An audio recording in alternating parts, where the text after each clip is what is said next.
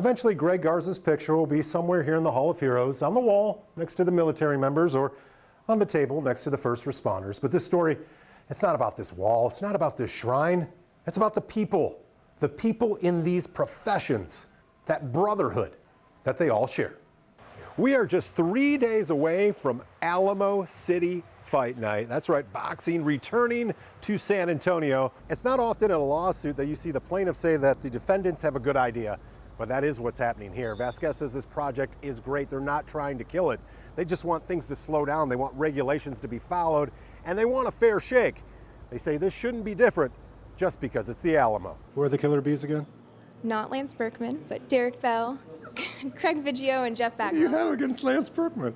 Everybody says he's a killer bee, and he's not. He was really good. The coolest thing, and I'm not real cool, is the 3D goggles, okay? The virtual reality goggles.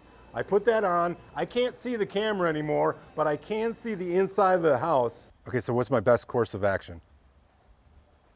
Okay, I can connect you over to customer service if you'd like. Okay, I can totally understand how the residents around here feel like they're getting the runaround. I just got the runaround. I called the local post office 3 times, never got through to a real person. Still don't know what number I'm supposed to hit or what's this called, theft or fraud. The Postmaster General, I did talk to a real person there twice. They said this isn't fraud or theft. It's just a repair. But that's not an option on your phone, and nobody seems to want to talk. The Cards have been incredibly successful within the walls of Joel's school, but he's got bigger plans in mind. So the germs, the perfumigator, the bubble sword that tickles can go worldwide. Enrique, your business kind of revolves around the parolee probationee system, right? Yes. How many parolees are in this county?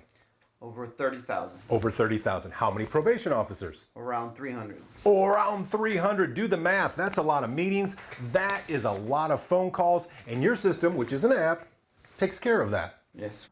Maybe you've heard of them. They're called the Compost Queens. And they're kind of taking San Antonio by storm. A mother and daughter team that's using food waste, teaming with businesses, restaurants, farms, even citizens to prove that composting just isn't for Europeans or that hippie mom in the backyard.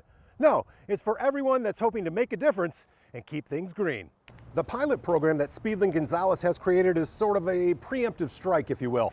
Treat the behaviors that lead to violence, you see less violence. It's something that Alessandria Munoz, a survivor of domestic violence, says is a welcomed initiative.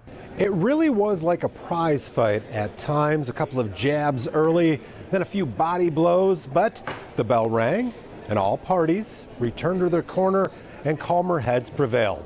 And that was sort of the theme for the evening.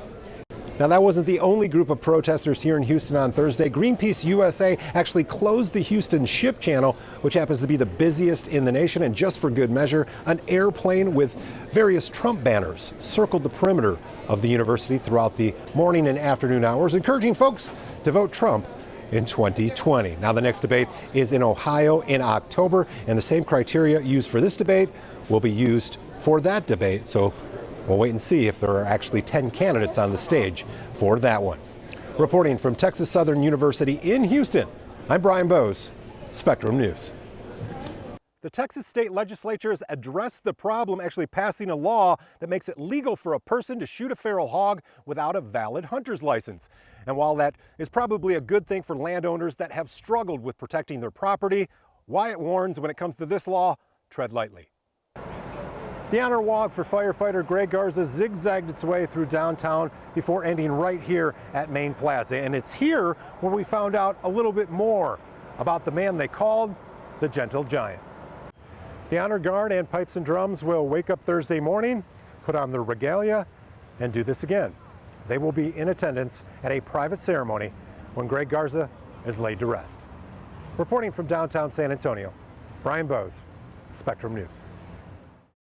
Hey, we're here at UTSA's Institute of Texan Cultures, and word is this place has ghosts. And quite a few of them, to be honest with you, or at least a presence, things that tap you on the shoulder, say your name, all kinds of urban legends. But are those legends true? Let's go inside and see if we can figure it out. All right, this is what you'll find when you go through the dorms here at Lackland. A mattress of a room that had mold lifted up, obvious signs.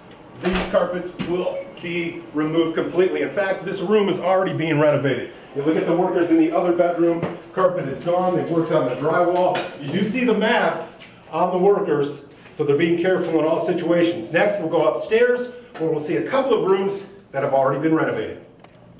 While San Antonio has clear LGBTQ anti-discrimination laws in place, Texas is one of 28 states that does not. And Salcido says a ruling against the plaintiffs could cause a ripple effect, even outside of the workplace.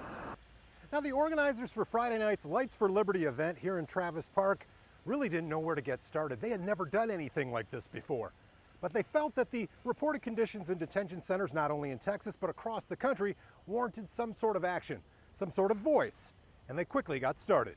And while some of the graphic design, the architectural design on the inside may have started to wear away, parishioners still come here to worship. Now, it creates a tricky proposition. How do you manage modern day amenities with preservation? Just to look around here at the walls, feel the walls here at Mission Concepcion, you know it was put together well, especially for that time. But now it makes you wonder, will Mother Nature, will time itself, will the touch of humans take it all away? You can't really call it a farmer's market because it's more of a vendor's market. People selling food, but also jewelry, clothing, and all kinds of different things, all local. Plus, there aren't many local growers here because they chose not to participate. A bump in the road for organizers, but one they got past. While this is a great story about Les taking her first steps with her new prosthetic down these very rails, it's a two-part story. It's also about a little boy, an 8-year-old boy in Arizona who thought his birthday presents should be replaced with donations for people in need. Police investigators are still on scene into the late morning, early afternoon hours, trying to figure out what happened inside this house when 27-year-old Humbilio Pinchante allegedly shot his wife in the face. Now, Scott tells me the reason that they're thinking of attacks now, or at least within the next year or so, is because of, well, the future, 10, 20, 30 years down the line as San Antonio's population and economic development continue to grow. This is a big-time hero move. Go ahead and stick it in. Oh, This is not little stuff. it's right there. Yeah, I can hear it in your voice. Yeah, show people. That is tight. You didn't do your strap. I'm gonna risk it. I'm gonna risk it.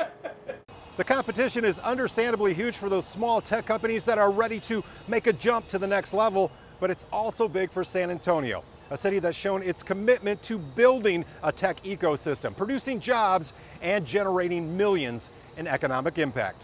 Rosalie is one special little 8-year-old who's been coming to the neighborhood place since she was 3 and learned to read with the help from the center. Trinity University has been in the business of educating students for 150 years, and Alumni Weekend seemed like the perfect time to celebrate that rich history.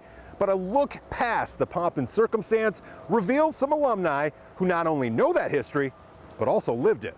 Her home sits at the beginning of a dead end, but that's certainly not the case for Ramona Gutierrez. The Under One Roof program installed their 500th roof today, and it just so happens it's on top of Miss Gutierrez's house. And she says her future and her family's future couldn't be brighter. Nearly 20,000 riders. That's how many people have taken advantage of the Via Link system since it was put into place in May. So it begs the question, if it's been that successful in just 3 months, where does it go from here?